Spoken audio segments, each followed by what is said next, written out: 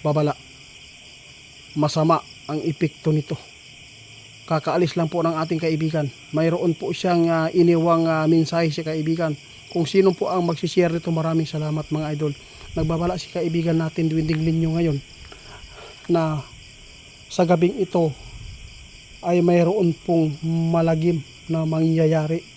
Kaya paghandaan po natin, sana po hindi ito mauwi sa patayan. Dahil nakikita ng ating kaibigan na mayroon pong tao magbubuwis po ng buhay dito. Dahil po sa ginawa po ng Trillanes na yan. Parang si Trillanes po ang utusan ng ICC. Tingnan po inyo mga idol, ang taong sobrang sakim, sobrang pasikat, ito po ang nangyayari. Kung mayroon po tayong mga Pilipino dyan na mataas po ang pwesto o posisyon, ipaglaban po ninyo ang katarungan ngayon. Hindi na po ito maganda. Kapwa natin Pilipino, pinaglulugmok natin. Kaya sa lahat po na makapanood, tandaan ninyo ang mga sinabi po ng ating kaibigan, mga hula niya, na ito po ay talagang mangyayari na. Sinabi po ng ating kaibigan noon, mayroon pong mangyayari sa Pilipinas na hindi po ninyo magugustuhan dahil sa kampi-kampihan. Malagim po ang epekto nito mga idol. Kaya pinapalalahan tayo ng ating kaibigan. Bumalik si kaibigan kanina para paabot ng babala na kanyang nakikita ngayon. Mga idol, tandaan ninyo, ang demonyo, si Satanas, tuwang-tuwa ngayon sa loob ng Senado. Marami po akong ipinapaabot po doon mga idol dahil kay kaibigan natin.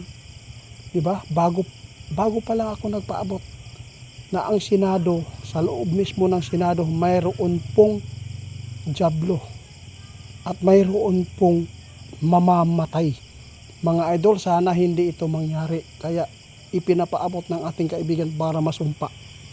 Sana po may share po ninyo itong video natin mga idol para naman po mayroon pong maka-appreciate at makapagbigay po ng paalala sa iba na ito po ay nadadala na sa galit.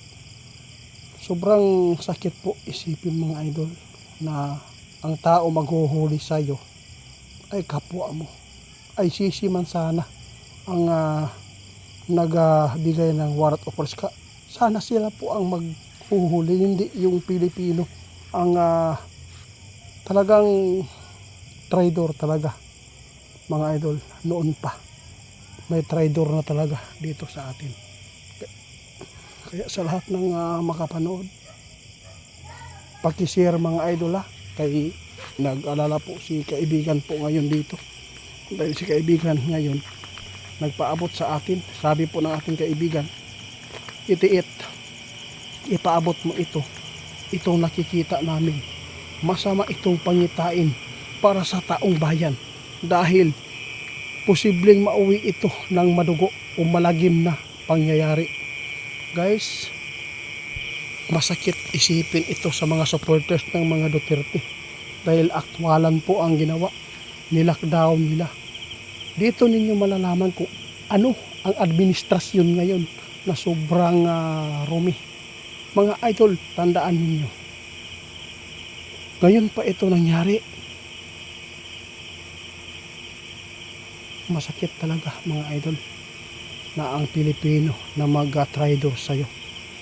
Wala tayong ibang tatawagin mga idol. Ang Diyos lamang ang siyang magbibigay po ng magandang pag-iisip sa tao ngayon. Kaya kung sino man po ang magsishare nito mga idol, salamat po. Huwag tayo magpadala sa anumang tensyon ngayon.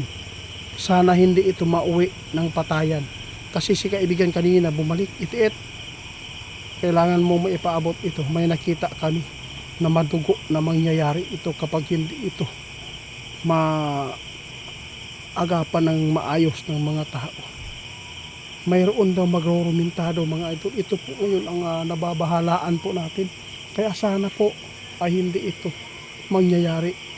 Kaya hanggang dito na lang mga idol. Maraming salamat. Magandang gabi. Mag-ingat po tayo. Isa po ang demonyo dito sa atin mga idol. Alam na po ninyo kung sino. Isa na po Australianis. Yung mga kakampi nila mga idol, sila po ang mga diablo dito. Alam ko matutuwa po ang mga anti-DDS dito. No? Ano kaya ang feelings nila ngayon? Ano kaya?